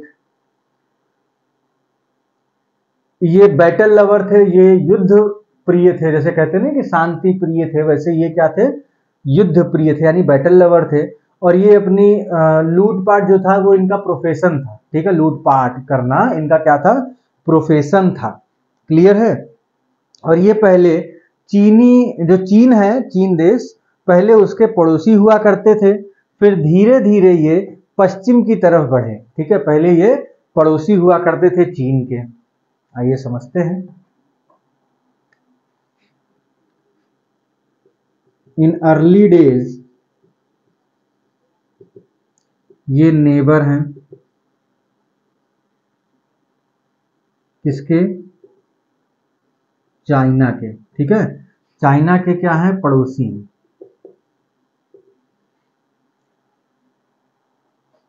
उसके बाद ये धीरे धीरे बढ़े वेस्ट की तरफ, मूव्ड टुवर्ड्स वेस्ट, पश्चिम की तरफ धीरे धीरे ये लोग बढ़ने लगे, और उसके बाद ये दो भागों में विभक्त हो गए। Then divided into two parts. तो जब वो चाइना से यानी चीन से पश्चिम की तरफ बढ़ना शुरू हुए, तो आगे चल के वो दो भागों में विभक्त हो गए। तो इन दो भागों को हम समझते हैं। ये हो गए हूण और ये हो गए डिवाइड। ठीक है, जो पहला इनका ब्रांच थी वो गई यूरोप की तरफ। ठीक है, और दूसरी ब्रांच ईरान और इंडिया साइड आई। ईरान और इंडिया। तो जो ये हूण थे ये दो भागों में विभक्त हुए चाइना से आगे बढ़ने के बाद। एक ब्रांच निकल जाती है यूरोप की तरफ और दूसरी ब्रांच जैसे आ जाती है ईरान और भारत की तरफ। ठीक। तो जो ब्रांच यूरोप की तरफ गई उनको कहते हैं ब्लैक हूण।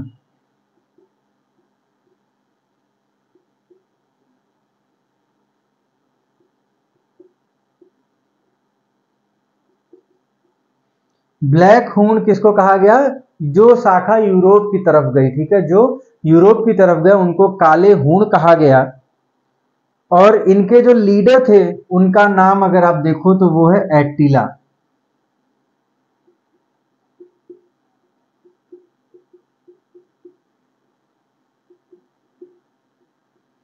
Attila was the leader of Black Hun who moved towards Europe after the division। ठीक है, और डिवीजन कब हुआ था? जब वो चाइना से वेस्ट की तरफ, पश्चिम की तरफ बढ़ रहे थे। ईरान और इंडिया की तरफ जो इनकी ब्रांच आई उनको बोलते हैं व्हाइट हुनास।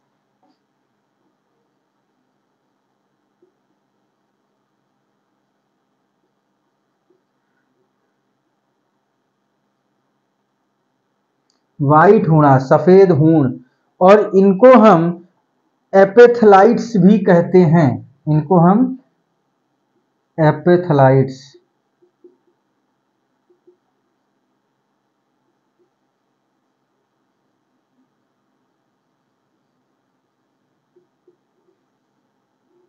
जो व्हाइट हूण है, जो ईरान और इंडिया की तरफ मूव हुए थे, उनको हम एपेथलाइट्स भी कहकर बुलाते हैं। ठीक है, ये उनका भी नाम है। अब थोड़ी सी और चीजें कुछ देखते हैं इन्हीं के बारे में। अभी हम हूणों के बारे में ही पढ़ रहे हैं, ठीक है। तो सुंग युन जो है वो 515 से 520 के बीच में भारत की यात्रा पर आए थे। इसको नोट कर लीजिए, तो आगे बढ़ते हैं। अभी हम हूणों के बारे में ही पढ़ रहे हैं, ठीक है।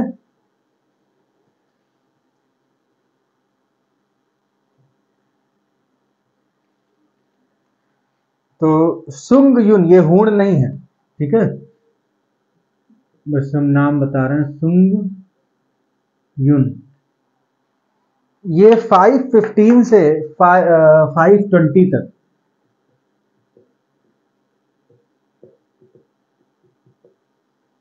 इंडिया में थे, ठीक है, भारत यात्रा पर थे। इन्होंने कंटेम्प्रेरी हुनास के बारे में लिखा, मतलब जो इनके समकालीन, मतलब इस टाइम पीरियड में जो हूण थे उनके बारे में लिखा है, ठीक है। रोट अबाउट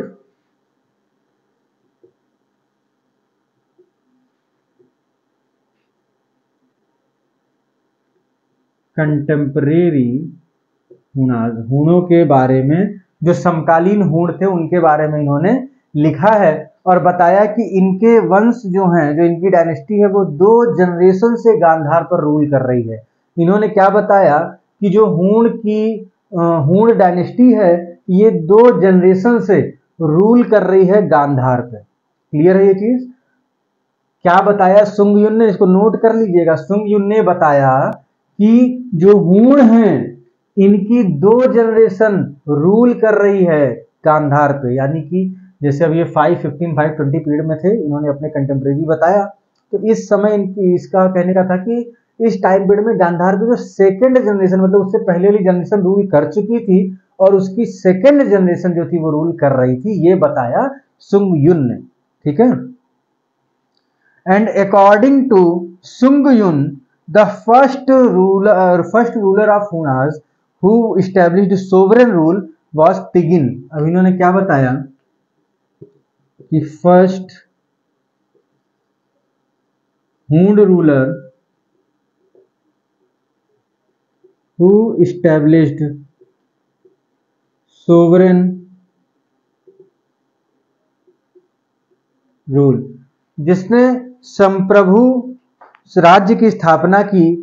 पहला ऐसा हूण रूलर कौन था? पहला हूण शासक जिसने संप्रभु राज्य की स्थापना की, तो वो थे तिगिन। कौन थे? तिगिन। क्लियर है ये चीज? तिगिन जो है वो पहले रूलर थे ऐसा करने वाले। इसके बाद अगले एक और रूलर के बारे में ये बात करते हैं। तिगिन की तो बात हो गई ना। इसके बाद एक थे तोरमण। Toramana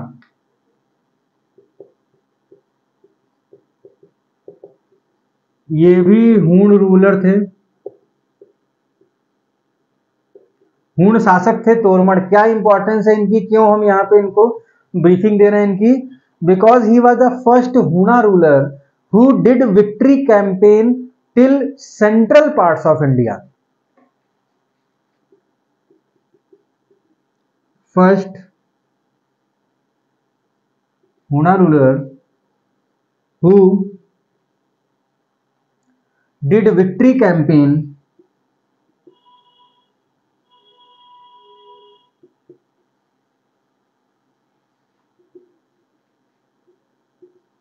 till central parts of India।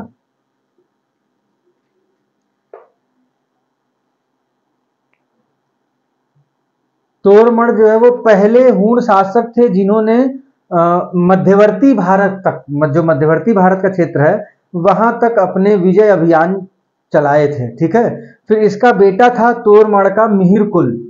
इसका सन कौन है? मिहिर कुल।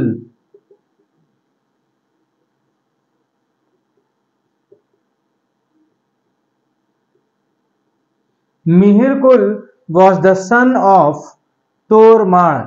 यहां तक चीजें क्लियर हैं? कोई डाउट आप लोगों को होने की उम्मीद तो मुझे नहीं है, बट अगर आपको कोई डाउट है तो कमेंट बॉक्स में जरूर बताइएगा। तो देखिए, मिहिर कुल जो है वो तोरमाण का बेटा है, वो एक पावरफुल रूलर है and he staunch worship of Shaivism followers.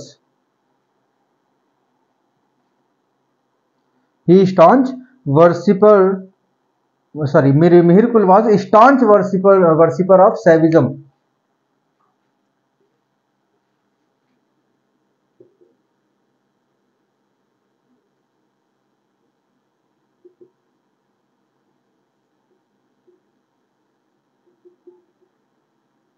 क्या यहां पे बात हो रही कि वो शैव धर्म का कट्टर उपासक था? मिहिर कुल शैव धर्म का कट्टर उपासक था। क्लियर है ये चीज यहां पे?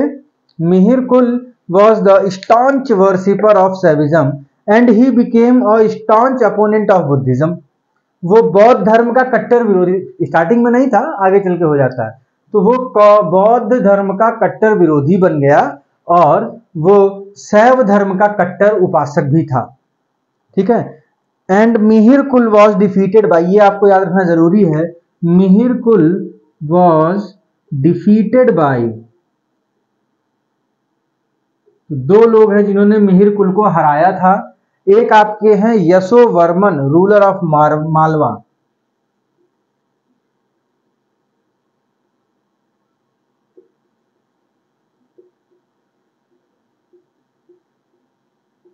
मालवा के शासक यशोवर्मन ने मिहिर कुल को हराया और मगध के राजा नरसिंह गुप्त बालादित्य,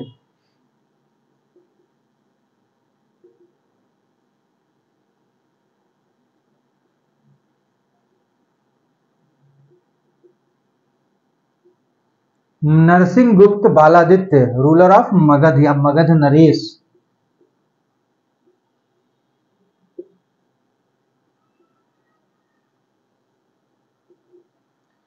ठीक है, नरसिंह गुप्त बालादित्य रूलर ऑफ मगध और यशोवर्मन रूलर ऑफ मालवा, इन दोनों ने हराया मिहिर कुल को। इन दोनों ने क्या किया? मिहिर कुल को हराया था। ये पॉइंट आपका नोट करना है आपको। ठीक है, अब थोड़ा सा हम देख लेते हैं, इनकी डेथ होती है स्कंदगुप्त की, उसके बाद क्या सीन बन रहा है। ये इतना क्लियर है, ये हूणों के बारे में आपको इतना जानना जरूरी था एग्जाम पॉइंट ऑफ व्यू से, और आपको जानने की जरूरत नहीं है।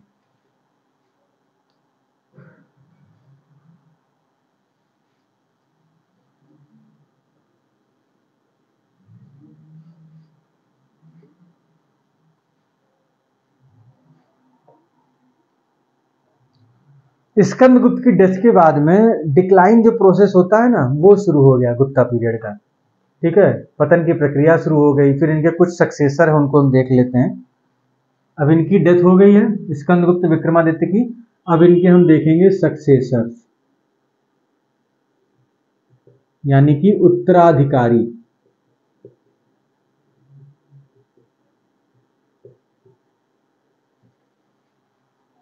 उत्तराधिकारी। तो आप देखोगे इसमें आएंगे आपके पुरुगुप्त,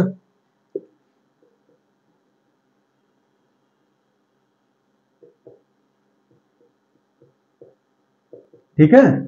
इसके बाद अगले आपके सक्सेसर पुरुगुप्त के बाद होंगे नरसिंह गुप्त बालादित्य, जो हम लोगों ने अभी इससे पहले पढ़ा था, जिन्होंने हराया था किसको, मिहिर कुल को।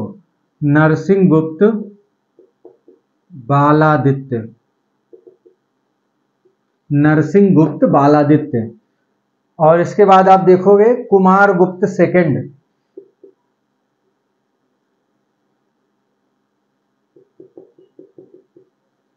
कुमार गुप्त द्वितीय। और इसके बाद है आपके बुद्ध गुप्त।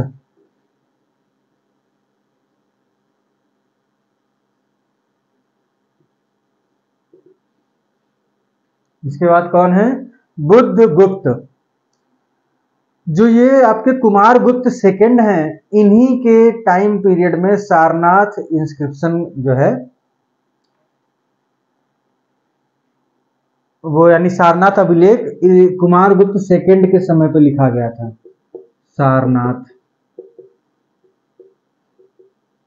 अभिलेख, जो सारनाथ इंस्क्रिप्शन है वो किसके टाइम पीरियड में है, कुमार गुप्त सेकंड के टाइम पीरियड में। किसके टाइम पीरियड में, कुमार गुप्त सेकंड के टाइम पीरियड में। और सारनाथ इंस्क्रिप्शन जो है उसकी खासियत क्या है, ये कहां पे बना, ये अभिलेख कहां पे उत्कीर्ण, अभिलेख का मतलब क्या होता है, जहां पे उत्कीर्ण करके कुछ लिख देते हैं, ठीक है। तो जो ये सारनाथ अभिलेख है, ये बुद्धा के जो स्टैचू है, यानी मेड अपॉन बुद्ध स्टैचू, जो सारनाथ का अभिलेख है वो बुद्ध जी की मूर्ति पर उत्कीर्ण है। सारनाथ का अभिलेख बुद्ध जी की मूर्ति पर उत्कीर्ण किया गया है, ठीक है। And Kumar Gupta second is first Gupta ruler, account of whose time was receive from Sarnath. Kumar Gupta second is first ruler, account of whose time was receive from Sarnath. मतलब ये जो है अपने आप में ये पहले राजा हुआ करते थे, ठीक है। पहले गुप्त नरेश थे जिसके समय का लेख सारनाथ से प्राप्त हुआ, ठीक है। ये पहले गुप्त नरेश थे, कुमार गुप्त सेकंड पहले गुप्त नरेश थे जिनके समय का जो लेख है वो सारनाथ से प्राप्त होता है। The first Gupta king, account of whose time was received from Sarnath. Clear है। और अब हम देखेंगे लास्ट रूलर।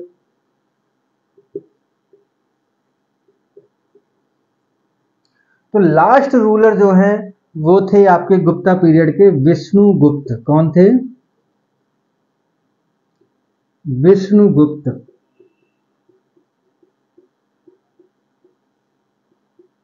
तो इसी के साथ आपका गुप्ता पीरियड खत्म होता है। हालांकि इसका मतलब ये नहीं है कि आपको गुप्ता पीरियड में कुछ नहीं पढ़ना, ये तो केवल आपके जो पॉलिटिकल हिस्ट्री थी वो हो गई।